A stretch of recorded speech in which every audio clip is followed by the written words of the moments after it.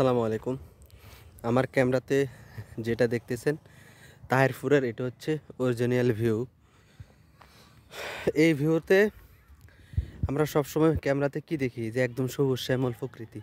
প্রকৃতিটা ঠিকই এরকমই, কিন্তু এই জায়গাটা দিয়ে যেহেতু বাইক চলে, বাইক আর ছোটো গাড়ি, এই যে অনেক বাইক চলে এখানে, ওই বালুগুলা ঘাস এবং এই যে বড়ই গাছের যে পাতাগুলা সব কিছু একদম সাদা হয়ে গেছে এই বালুর কারণে।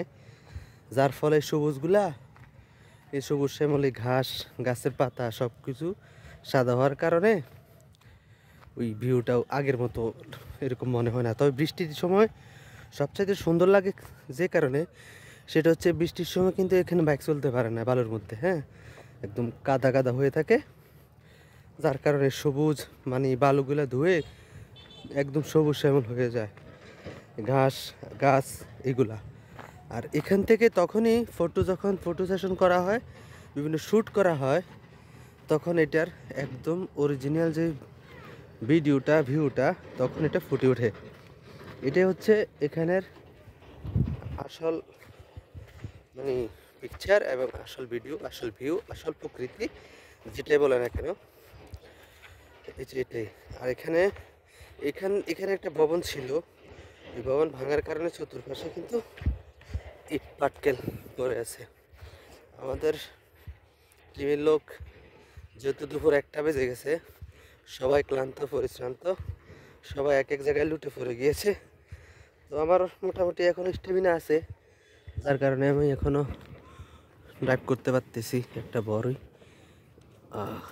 এখানে কি পরিমাণ ভালো বাইকের, এখানে হিউজ পরিমাণ বড়ই গাছ, আর বড়ই গাছে বড়ইও হিউজ পরিমাণ, মানে যে যার মতো ছিটতেছে খাইতেছে আর কি।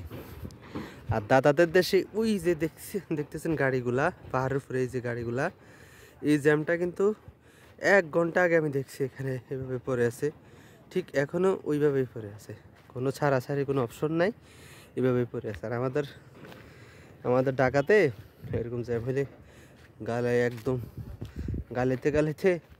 গালি দিতে দিতে একদম সব উঠাই ফেলে। এখানে জ্যামে পড়ে আছে, কোনো কিছু করার নেই। এই যে এখানে এই যে নীলাদ্রি বা তাহিরপুরের যে অরিজিনাল যে ভিউটা, এখানে ভিউটা ফুটে ওঠে। এই বালুগুলা না থাকলে হয়তো গাছের যে সবুজের যে সমারোহ, এটা ভালোভাবে দেখা যেত। আর এই যে বড়ই গাছ, এই বড়ই গাছের অভাব নেই এখানে, ফুল ভিউটা এখানে কি পরিমাণ সুন্দর আসলে এই জায়গাটা, অস্থির সুন্দর লাগে, অস্থির। ইমরান ভাই,